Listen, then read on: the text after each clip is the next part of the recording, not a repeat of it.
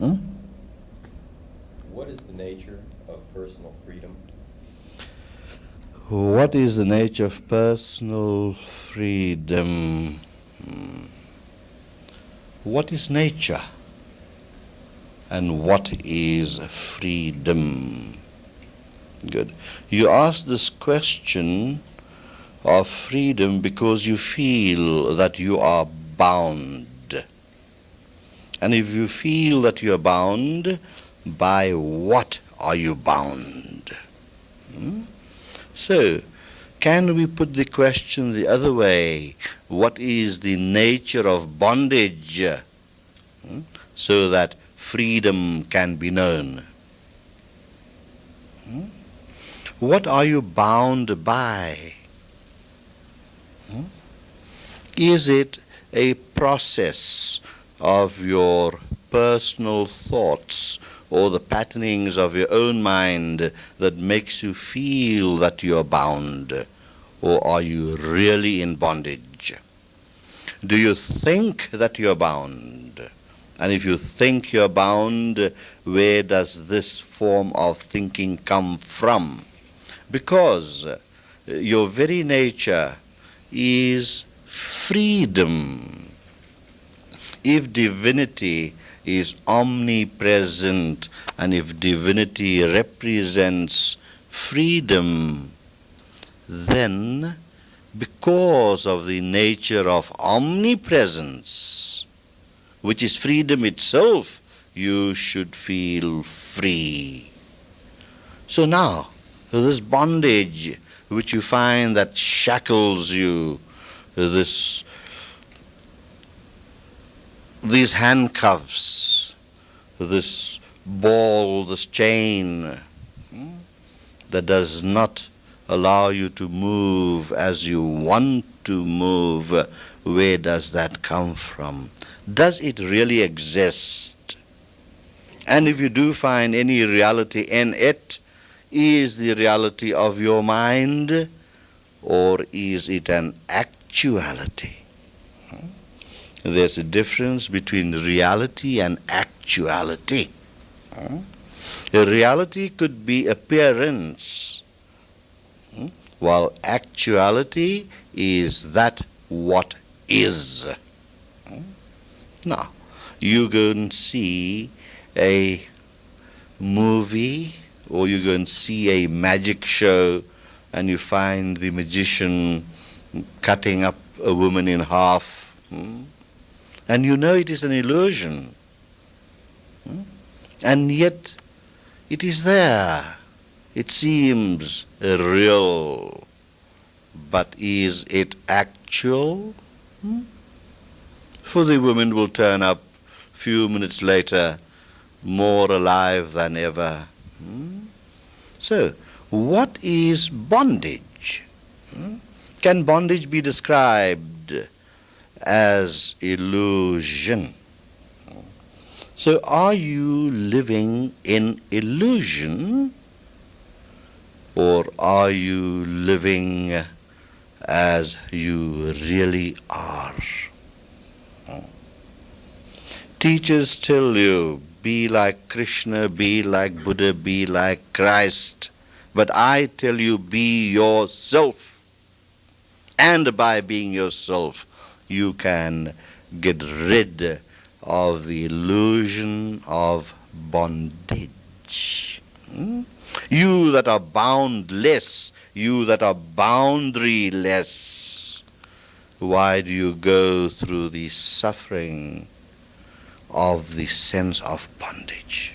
Now, if you are going through the sense of bondage, where does bondage come from?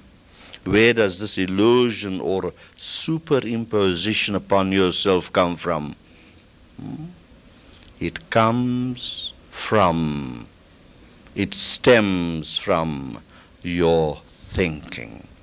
Think that you are bound and you are bound. Think that you are free and you are free. Keep on thinking, I'm a sinner, I'm a sinner, I'm a sinner. Keep on thinking, I'm weak, I'm weak, I'm weak, and you will become weaker and weaker and weaker. So, you do not have any control over yourself. And because of the patternings in your mind, because of the various experiences that you have gone through in this life or perhaps in ages past, who knows, has created patterns upon patterns within your subconscious mind, and the subconscious mind not being able to contain all those patterns upon patterns upon patterns has to release them. And the only method, the only way it could release them would be to expel those patternings through the conscious mind, through the analytical mind, through the thinking mind, which in turn expresses itself through your five senses, like hearing, touching, smelling, feeling. So, this originates in the subconscious level of the mind, which is non-existent in substance. It is only a coming together or a bundle of impressions. Now, these impressions come in two different ways. Good. They can be gathered from past experiences, and they can be gathered by your environment. Now, if the environment impresses you so much to leave those scars of patterns in the mind, what do you do? Not to be affected by the outer impressions. The way is to strengthen yourself. Now, how do you strengthen yourself? How can you get rid of the patternings, and how can you stop yourself from the input that is thrust upon you through your teachers, through your parents, through your friends, through the environment at large? How can you stop yourself from being influenced by these influences? What tools have you? The only tool you have is the mind itself, where the conscious level of the mind, the analytical level that functions from the left hemisphere of the brain, that analytical level of the mind can be led through the various patternings of the subconscious level of the mind. You do not need to destroy those patternings, because there is nothing in the universe which is destructible. And even science today has proved that you could never even destroy a single atom. When even this body is discarded, this body is not destroyed, but it will revert back to its original elements. Water will go to water, air to air, ether to ether, dust to dust. That is the idea.